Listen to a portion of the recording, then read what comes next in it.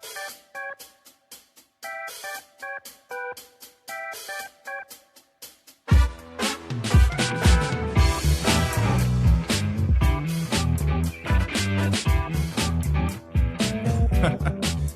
and welcome to the Hovis Huddle podcast. I'm Nolan Ebbinghaus, your host extraordinaire for the show, and I'm joined today by Mr. David Shea. Welcome to the show, David Shea. Hi, thank you, Nolan. Thank you for having me. Yeah, excited to have you here. On today's episode, we're going to be discussing the CMS contract year 2027 Final Rule, amongst other things, but also just wanted to chat with David a little bit about his journey in insurance and just get to know him a little bit more. So, David, tell us a little about yourself and what got you into the business and what keeps you in the business and Sure. all that.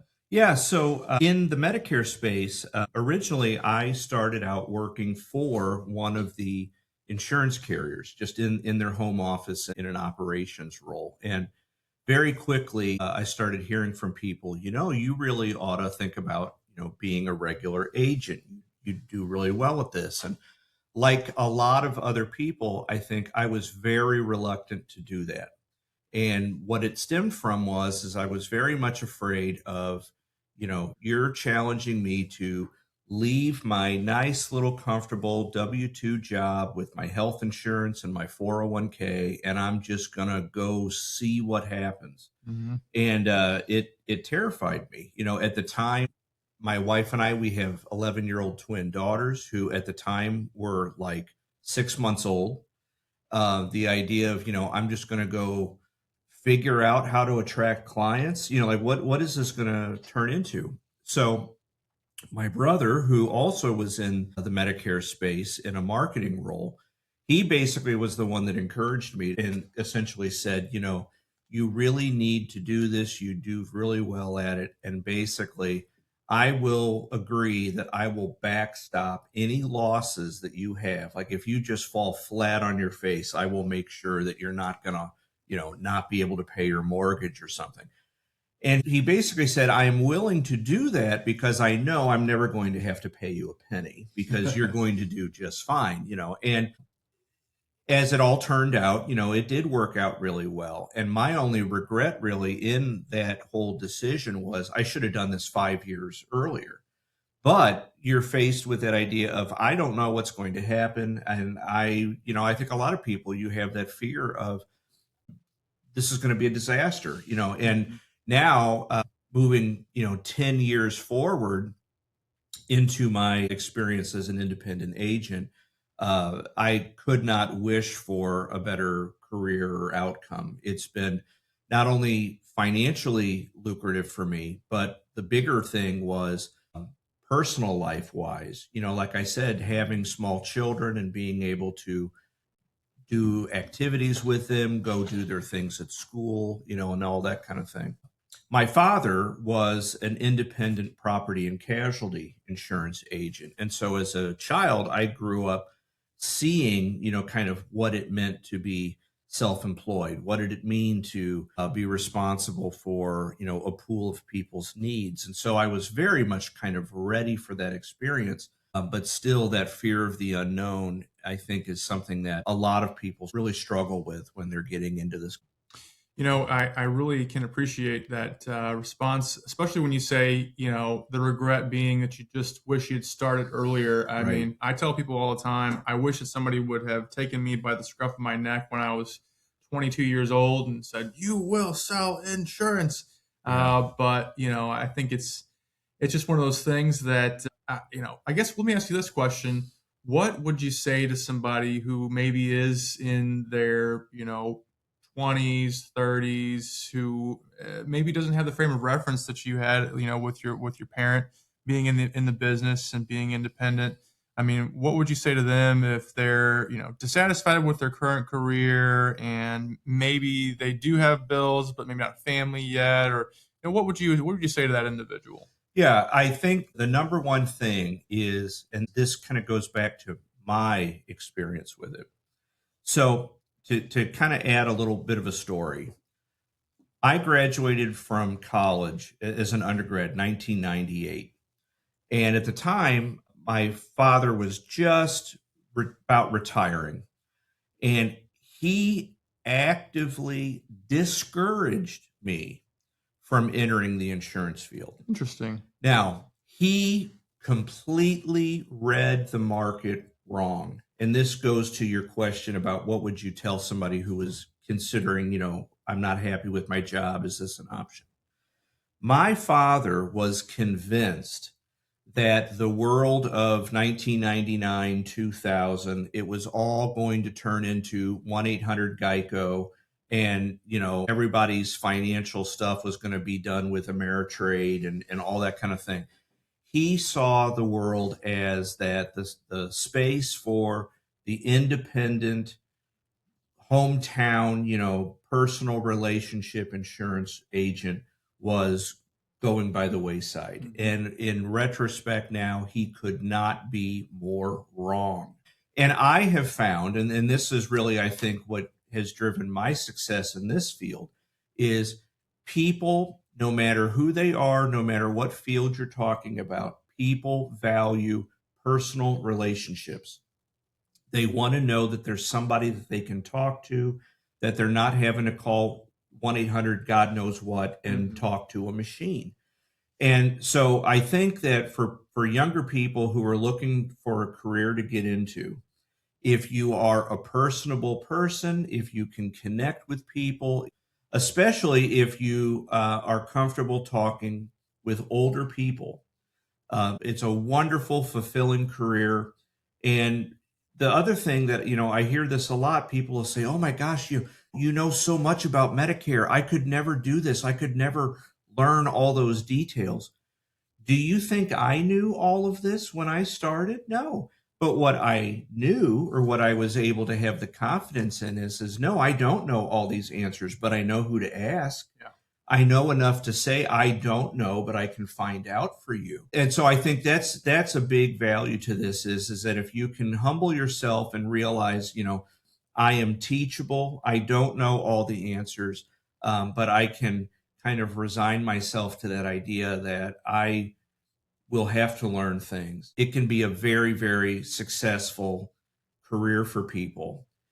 When I first got into this, having small children and really having been very dissatisfied in my professional life, and really what it went to, Nolan, was in previous jobs that I had worked, you constantly felt as though you're working so hard and trying to do the best job that you can for someone else's enrichment. And that really ate at me. I'm the one who's working so hard. I'm the one who's worried about doing the best job I can. So some partner or vice president or whatever can earn his bonus. And I couldn't live with it. It really ate at me. And becoming self-employed and being independent, for some people, the part that's terrifying about it is my success or failure is entirely dependent on my work ethic. No one to blame but yourself. Yes, this is entirely of your making. So either you step up and you work hard and you have that work ethic, or or you will fail, but you will fail your own, On your own cognizance, you have failed. Yeah, right, yeah. But the other side of it is that your success will be entirely of your making. Yeah. I mentioned the idea that, having two small children, when our girls were smaller and they would do all these, gymnastics and swim lessons and all that kind of thing, being self-employed, being, in charge of my own destiny, if you will, that's again why I say I couldn't be happier to be in this field, because it really allowed me to experience things that a lot of other people really would struggle with dissatisfaction in their job about the ability that, well, I can't get off to go see my kid's ball game or, whatever it might be. I can do whatever I want. That's the beautiful thing about being an agent. And that's what I tell a lot of folks. We're happy to recruit and work with people who are all around the spectrum. Maybe they're looking to be a retired educator and they want something to do after they get done with their education career, or whatever the case is. But I really am keying in a lot on those 20, 30 somethings, because I think that there's still enough bandwidth there where maybe potentially they don't have all the expenses that come with progression into adulthood, and they can get by for a little bit longer on the part-time job while they're trying to do this. And if you're someone out there who has a little bit of an entrepreneurial spirit, and you see the value of owning your time, whether it be, having the decision that you can make to say, okay, I'm going to take a week off to go do something else, be with family, or maybe take a trip, or whatever the case may be. You really have such a minimal barrier to entry. It's really your cognitive spend, getting your license and setting up a few things, your E&O insurance and getting contracted and learning the products. But your inventory is your time. You don't have to worry about going deep into a bunch of retail inventory where you've got a bunch of Chinese made watches sitting in your garage and you're hoping Right. that the product moves. I would just say that if even if it sounds like maybe not the coolest or sexiest career, I would say that I think you're wrong. If you spend 5 solid years putting in the right amount of effort and time to actualize some success in the space, you get to buy what a lot of people wish they could have done, which is you get to buy your freedom. Yeah, that's exactly right. I'm at a point in my career to where that's a lot of what I do is that you're basically working to retain that business that you worked so hard to build. But a lot of it is simply retaining those relationships and making sure that people are happy. And so, again, back to that idea of young people in this field, I agree with you completely. To start in this field, you basically need an insurance license and a cell phone. You know what I mean? I And a mean, winning attitude. yeah, yeah, or the right attitude about it, and maybe $500. You know what I mean? I mean, Yeah. there's a very low barrier to entry, education wise and startup wise.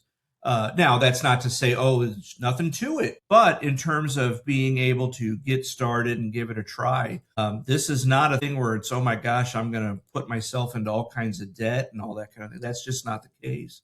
Or at least if you're going into this with major life changing expenditures, you're doing it wrong, you know. I agree So with that. Yeah, you can find yourself in debt if you're spending money on the wrong things. And what pains me is when agents go in and they don't know who to work with, and they choose an upline from God knows where who tells them God knows what about what's available and what can be done. And truly, partnering with the right upline, it's important to work with the right people. So I definitely appreciate that, you work with us, and I really enjoy working with you, David. And so, now that we've talked a little bit about the reasons why you should get into insurance, let's talk about compliance now. yeah, So that'll be right. great. So not too long ago, CMS released the final version of the final rule for 2027. So, I wanted to kind of hit some key points and just kind of have some discussions around this. One of the things I wanted to ask you, David, is, for a while since we've had the 48-hour scope, and I'm not going to preface everything. I would imagine that most of the people watching this already have an idea of what that means and what that entails. But as far as I can tell, it seems like having entered into the business, around 2018 myself, it seems like CMS has decided that, as far as thematically, the way they can protect seniors in this space and other folks who qualify for Medicare through various other means was through creating friction for agents. Mhm. And one of those friction points was the 48-hour scope. I always found it to be a little insulting to most seniors. Obviously, a lot of the rules have to appeal to the lowest common denominator agents. And so I understood that as a principle. Yeah. But, for me, it always struck me as kind of interesting when I'd speak with somebody and they'd be ready to go. They already knew they took 2 generic medications. They had a primary and maybe one specialist, and they're ready to discuss their benefits now. But, in lieu of it being a walk-in or a virtual walk-in, I'd had to say, okay, sign this document and I can see you in 2 days. Right. And why? What is that? Well, and I always say, listen, the CMS wants to know how we got in contact with one another, that I didn't just come to your door out of the clear blue sky, or come up to your hospital bed and put a pen in your hand. In your experience, as you've had to contend with the 48-hour rule yourself, The other thing that happens is I think that most consumers, even those consumers who, like myself, I'm old school. I like to go into the bank and see the teller. We're a speed and convenience economy, and so people, when they're ready to buy something, they're ready to do it now. So have you found that as you've gone, there's been a percentage of people who may have been great prospects for you, but you missed them because they just couldn't wait for the 48-hour rule to elapse?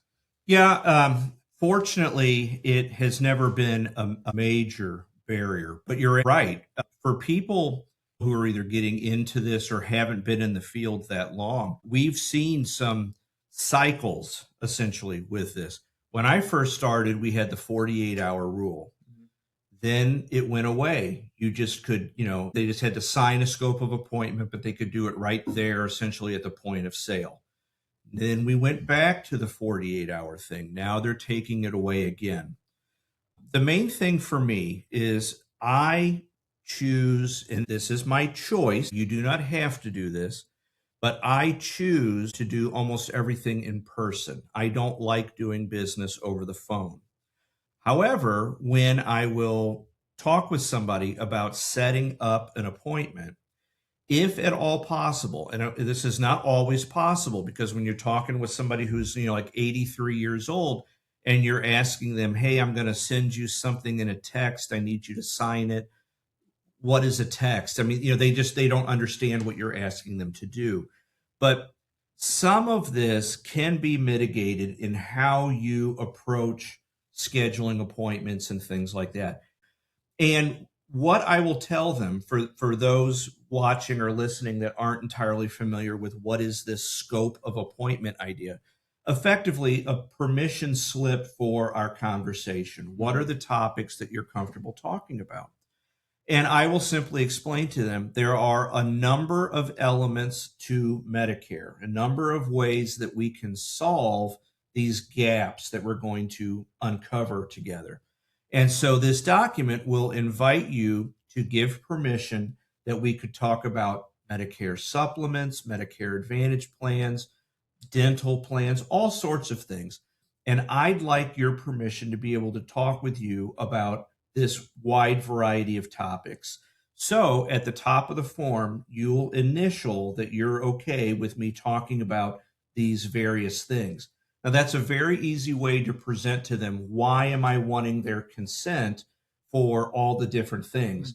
Because otherwise they're going to look at it like, well, what do you mean you need my permission to tell me about dental insurance? Well, of course I want you to tell me about that. Why else? What am I talking to? Right. Why don't I just go do this myself?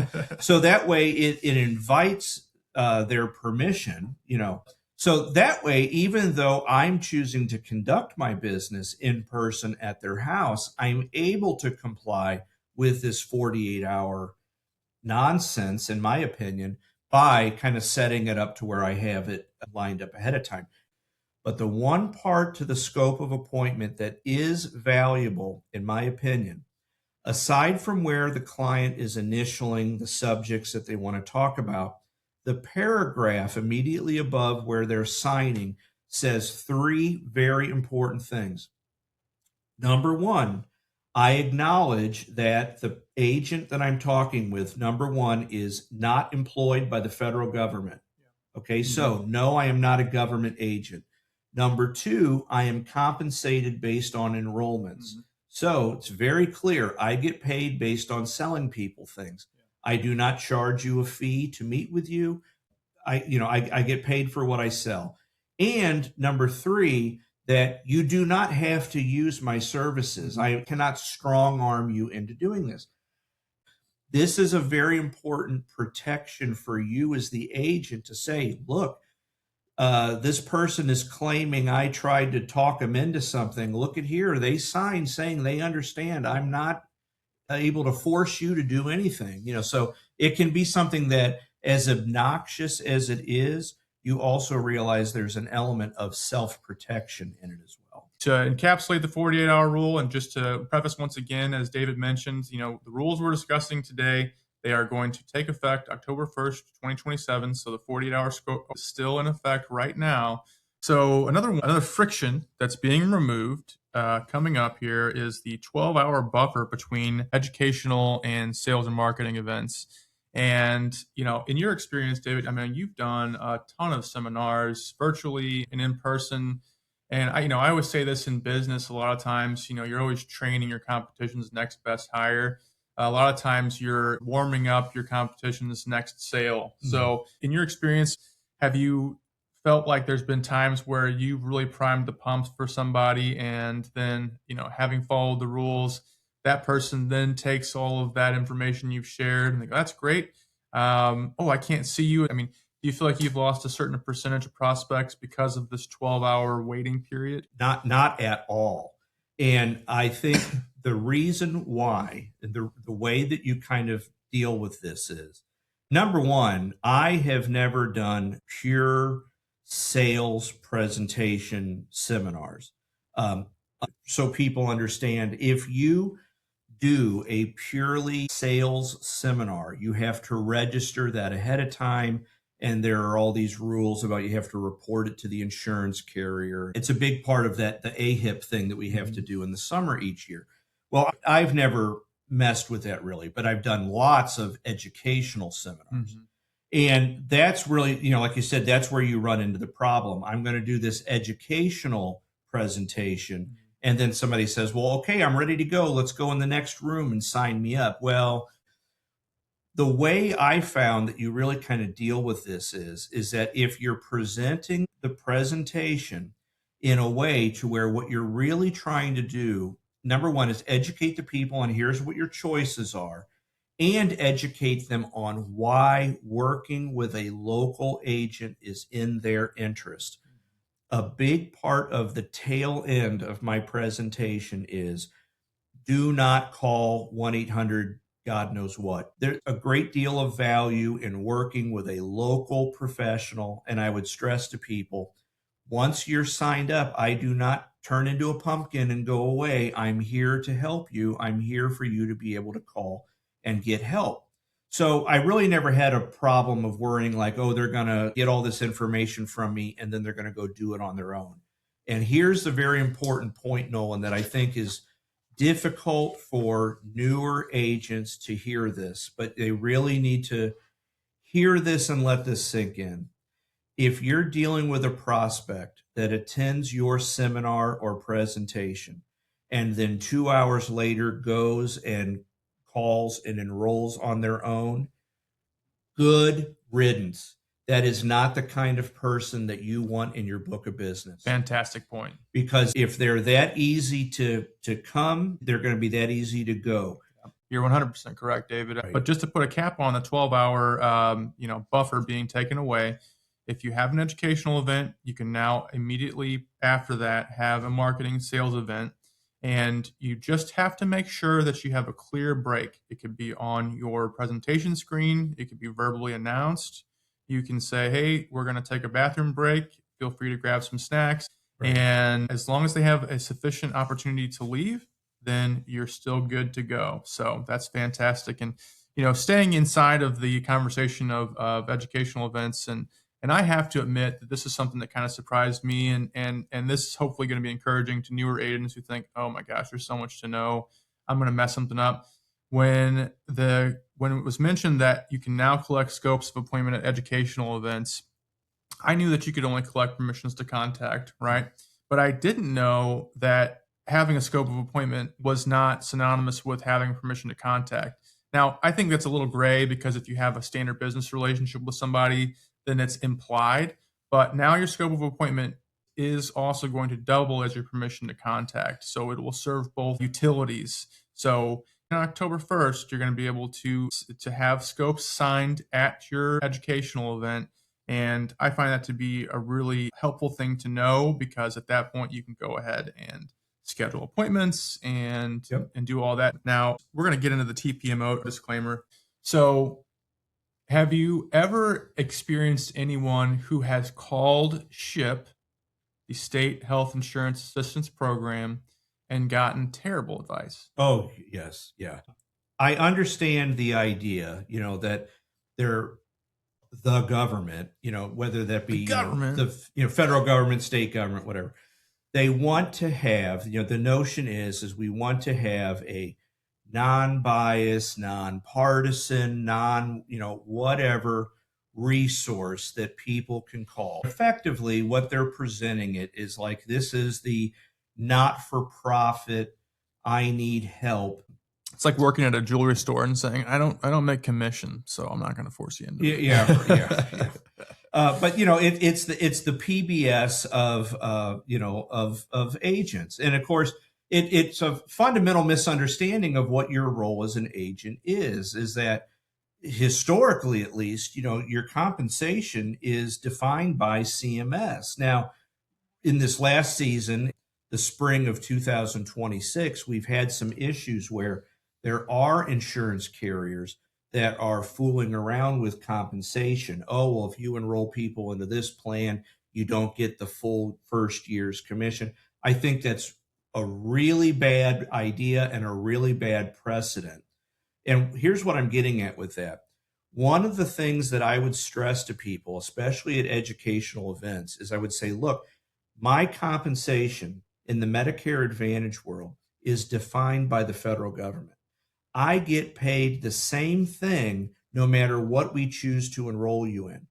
It essentially creates almost a fiduciary like relationship, because what you'd say to people, and I'd always kind of joke with them and say, this sounds terrible when I word it like this, but ultimately, I don't care what you choose. I don't care what plan you want to enroll in.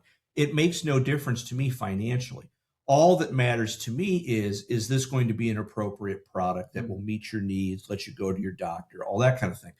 The problem with them fooling around with these compensation issues is it really kind of screws that up. I can't say that anymore. Sure. Because even though I will say, well, yes, I am ethically making these choices based on your needs, it is not true to say, oh, no, I don't get paid anything different based on what you enroll in.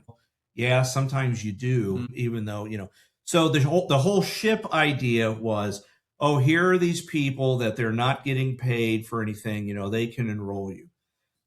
When I mentioned early in my career, I worked for one of the insurance carriers. And aside from the whole ship thing, back then there was the whole idea of, oh, well, we're going to call 1-800-Medicare and I'll get help from them. And we used to play this game at work, like on a slow day. We'd come up with very elementary first day on the job questions. And like we would take 5 of us in the department and we would all call 1-800-Medicare and we would get 5 different answers, right? That's what the whole ship thing is. Yes, it's nice that there's this resource out there for people, but in some cases, I often wonder, do these people even have insurance licenses? Well, and I'm sure this is kind of the preview of what you're going to say. Part of that TMO disclaimer thing no longer requires you to say, call your local ship counselor if you have questions, which is a wonderful thing to omit, because effectively that call ship thing was, if you want to get the wrong answer, please call ship. It seems to me like oftentimes, obviously every state, every region is going to have different quality as far as the SHIP program is concerned. Yeah. So it's not an indictment of the SHIP program in entirety, but, we have to take our anecdotal information and that's what we have to go with. And it seems to me like a lot of times they'll tell people, well, you need to just stay on original fee for service. Yeah, it's like you said. I mean, the notion of the program, it's a wonderful idea, but then it's almost like, well, what's the saying? Garbage in, garbage out. I mean, some of this is you just say, what in the world are you telling these people? So, and another thing that's changing with the TPMO disclaimer is it's no longer going to be required within the first 60 seconds of the call. And I think that's phenomenal. David, I know you do things in person, but a lot of agents are doing things more and more over the phone. It's just awkward and clunky. You have an opportunity now to be an actual human being, whether or not you're calling on a BRC business reply card or a compliant TCPA compliant lead through, a vendor. You get a chance to build rapport first, as you would, as opposed to just making it awkward and throwing out this disclaimer. This basically kind of feels like you're saying, listen, don't talk to me, talk to somebody else. But if you still are on the call by the time we're done, then great. Yeah, One of the ways that I dealt with that disclaimer thing, and it's the way for those of you who have called Hovis, needing to talk to somebody, they did it the way I did, which is where basically before your call is connected, it reads you the disclosure. And that way, hey, I am definitely satisfying the whole first 60 seconds thing. And just to put a cap on that, so the TPMO disclaimer has to be read now before discussion of plan benefits. It's not just on the enrollment call, it's on marketing calls as well. So if you're going to discuss plan benefits over the phone, it has to be recorded. And in addition to being recorded, that TPMO disclaimer must now be read only before a discussion of plan benefit specifics. As far as call recordings now, starting in October, they have to be kept now for a total of 6 years and not 10 years. This isn't going to make a huge impact for most of the agents that have an Integrity upline because Integrity Connect stores those calls and keeps those recordings. You're not spending a lot of money on storage for those things. So I kind of view it as, not really all that important unless you were somebody who was spending the money on the data services and so forth. But just to kind of get into it a little bit, the first for years 1, 2, and 3, it's going to be required in audio or in video if you did it over a Zoom call. And then years 4, 5, and 6, just a full transcript will suffice. So, but like I said, it's not going to make any big day-to-day changes for agents because, hey, honestly, if you're using Integrity Connect, you don't have to worry about it. Because think about having to go through and make sure you know that if it's an enrollment call, for instance, that call does have to be held for 10 years. Well, now you got to go decide which one's earmarked as an enrollment call versus which one was just a discussion of benefits. And then I'll think about it at the end.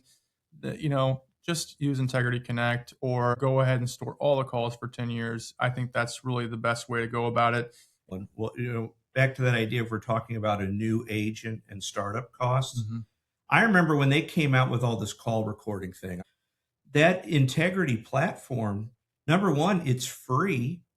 It gives you a phone number that people can call into, and then it will record the phone call for you. One other cool thing that's going to happen, and I do have a question for you about this, but you are now going to be able to say defensible superlatives. And so if you know for a fact that, for instance, the plan that you're discussing with somebody has the highest dental maximum in their county, you're able to say that's the case. You can even say, in my mind, because I equate highest dental maximum as best, you could say that. I still recommend sticking away from best to a certain extent. But ultimately, if it's defensible and you can point to a solid reasoning behind why you've made that superlative statement, you're more than welcome to do that. And my question to you that I think is interesting, you haven't worked on the carrier side as well. Carriers are also going to be able to do this as well. Yeah. And so you'll be able to see in advertisements, we are the best, blah, blah, blah. And then they'll have a little asterisk, greatest number of doctors, in the county, or, I kind of wish they hadn't done this. You're opening a Pandora's box but you're absolutely right in that the way that you would frame this with a client, if you are doing all of this intelligently, we're looking at who are your doctors, what is the hospital that you would want to go to if you got hurt, what are the medicines you take. Based on your circumstances, this plan is the best for you. Now, before you couldn't say that. You could say, this is the most appropriate, or this would be a good candidate, or whatever. But, best was always sort of just like, you can't say free. Free is it's kind of a nice old joke. It's a 4-letter word. Well, It is a 4-letter word. But, that was kind of the one word. You cannot say free, and you cannot say something best.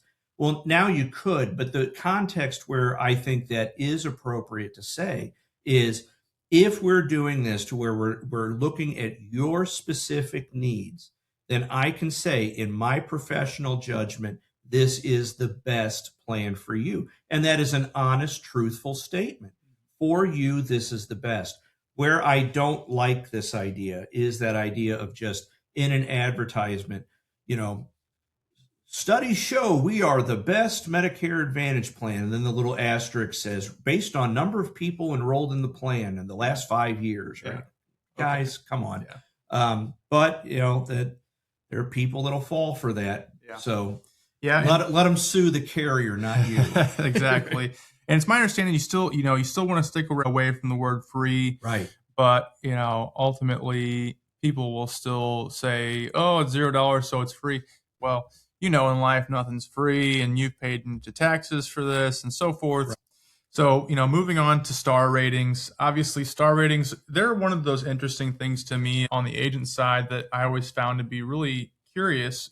Plans that were newer didn't have a star score rating until such a period of time as they could, or star score ratings didn't come out until you're well into AEP. And so you have to say, well, last year it was this, and we're still waiting on the new ones to come out. And then you have to go through the process of taking, if you have physical kits, all the old star score ratings out and putting all the new ones in, Right. and communicating that. And I, find it to be one of those things that agents either they love to mention it. It's something that they can use to sell against something else or to prop up what they're trying to get the client to do in their best interest. Well, this is a 4.5-star score rated plan. But CMS is really trimming down certain things that go into that. It seems like for a while there, CMS was looking to, as far as the carrier's processes were they smooth and tight and understandable? And now it seems like they're moving more away from that into just general customer satisfaction or member satisfaction and then health outcomes. Yeah. And so part of the discussion was things like appeals related timing measures, what we're going to be taken out of that metric. Care management metrics, interpreter availability, customer service ratings. So it's going to be interesting to see how that impacts what the carriers do and how they move around different resources. There are folks who work for the insurance carriers whose whole job is star score ratings. And for people out there that are saying, okay, well, what does that matter except for a rating like on Yelp? It's very important for the carrier because it's going to demarcate how much money they're going to get back from CMS to continue to invest in their benefits and even be around as a plan. If you go under a certain star score rating for too long, then you're basically being sanctioned by CMS. If you get a 5-star score rating, well, then you have a year-round enrollment availability. So for the carriers, it is millions and millions, if not billions of dollars worth of compensation at level of importance. What star ratings ultimately really matter for is there are, as you said, hundreds of millions of dollars at risk here. And having a star rating go up and down, a half a star, it can literally be the difference between this plan is no longer a viable product and we're going to have to discontinue it, or, we're going to be able to get the money we need to meet the benefits. Something that I share with clients, and this was a big thing last fall, where you started to see, oh, they cut the amount of money for dental, or they changed the deductible for the medicine, or why would they do that? And you'd explain to the client, look, at the end of the day, there is a finite bucket of money to pay for all of this. And so government, decision making, whether it be broader budget things or these specific metrics that will affect a certain plan, at the end of the day, there's only so much money to pay for all this stuff. And they're going to have to shift that money around into what service or feature is making the best impact or the biggest impact on patient outcomes. If it's a matter of saying, I'm sorry, we're going to have to take away some of that dental money because we have to put it into the prescription pot, well, then that's what they're going to do, because at the end of the day, that metric that will come about, like, well, how many people are staying compliant with their medicine and are, because they're taking their medicine correctly, they're not having a relapse and winding up back in the hospital or whatever. Yes, we're worried about the outcome of the patients, but we're also worried about if we can meet those requirements, we're going to get an extra $100 million. I'm making that up, but large amounts of money that can make whether they're going to be able to offer those features in the future. So it's a lot more than just customer satisfaction. It's big money at play with those star ratings. Now, moving on to some interesting stuff here. Hemp-derived products can now be covered under SSBCI, and I used to joke and say, well, maybe we should have agents sitting at dispensaries, discussing these plans, or at least doing some marketing there, and maybe your OTC card eventually be able to swipe right. Buy me some medical marijuana. That's right. But, this is interesting is that they've now made hemp derived products a separate distinction or definition from cannabis, essentially, which is to say they still have these limits on THC quantity. But as far as things like CBD, essentially, these things are going to be available for those who qualify, and Right. for the plans that want to make that a part of their overall suite of allowables.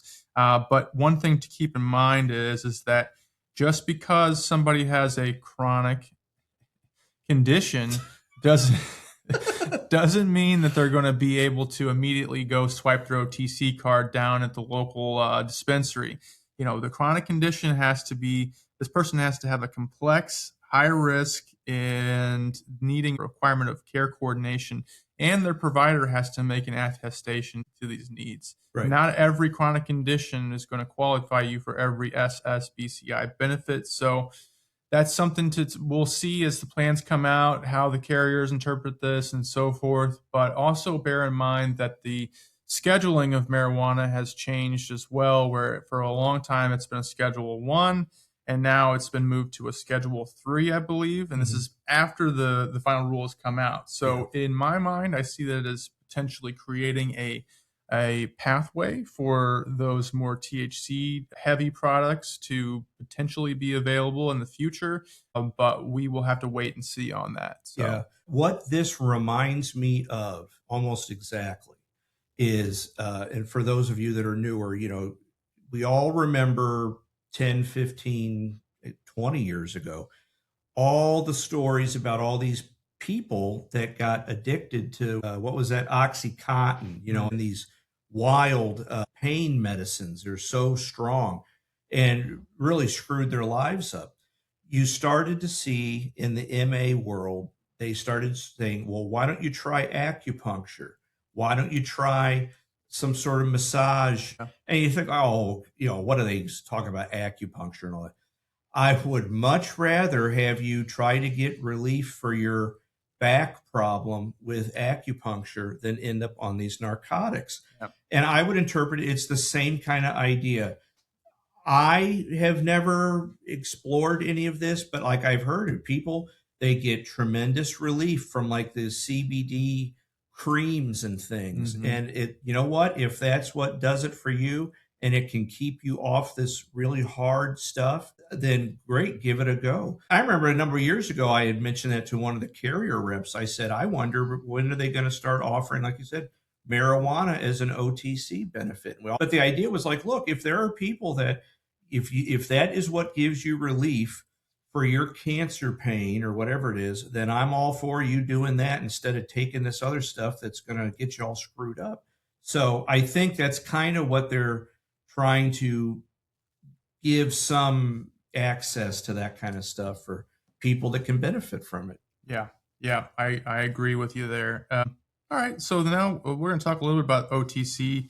In one of the last encounters we had, you had mentioned some things about the OTC benefits changing, and to me, it seems a little opaque that they're looking for some verification at point of sale. Apparently, in the past, and I've never known of anyone who's ever had this happen, but there might have been some availability to have a paper check sent to you and a reimbursement for over the counter. Yeah, I've never run into that, but it seemed to suggest that before there was this idea that you could somehow mail in your receipt for Tylenol and get money back. At least not around here, but maybe in other parts of the country, they had a mechanism like that.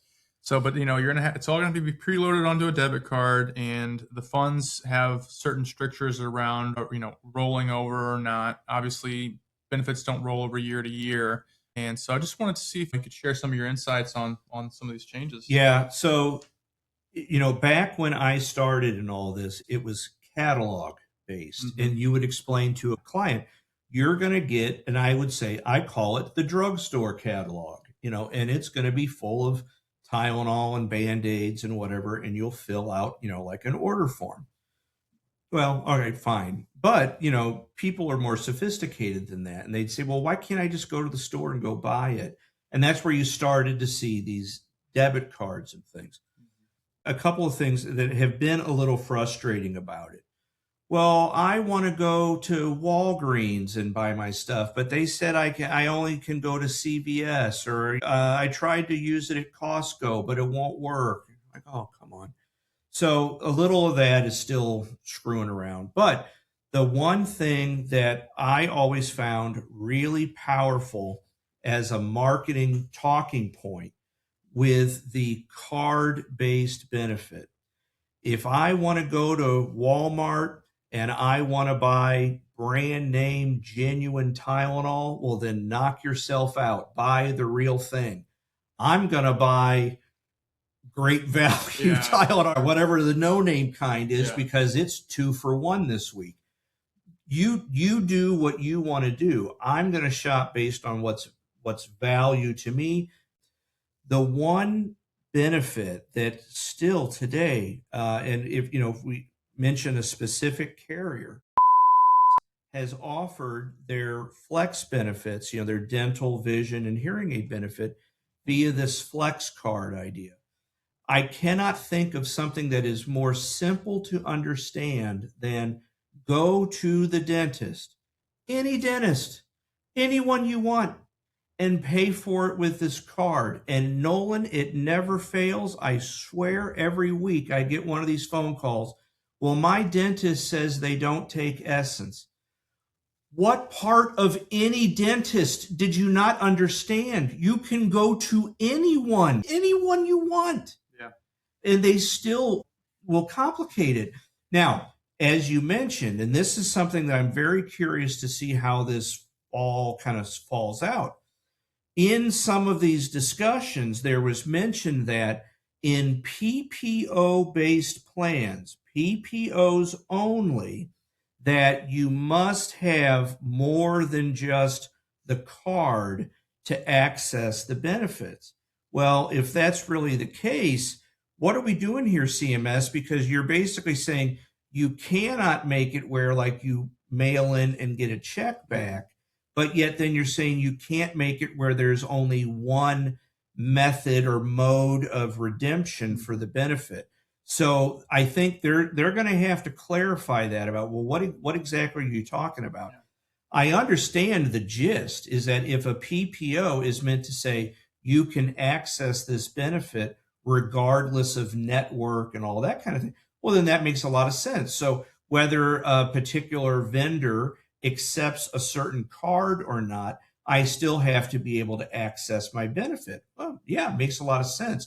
But yet then out of the other side of their mouth, they're saying, well, no, you can't do it where you get like post-service redemptions. And so I don't know what that's exactly going to mean. But the main thing is, as much as these card-based benefit delivery things, you would think this has radically simplified things.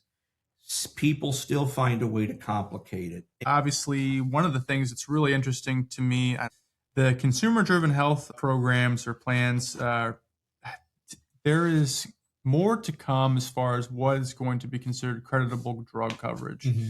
With the Part D program having changed in the way that it has, it is really compressing these employer-based plans in as much as are they going to be considered creditable.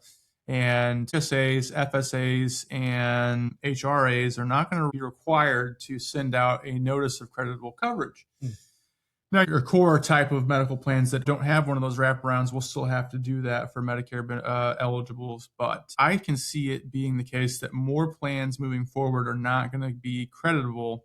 And this is both a pain point for folks that are working past the age of 65 or into their Medicare eligibility, and also an opportunity for agents to make sure that when they're discussing things with folks that are making these decisions nearing 65, to say, okay, you have to reach out to your carrier to see if you have creditable coverage, if your employer is not going to send that out, because the employer is probably not going to send out paperwork they're no longer required to send out. Right.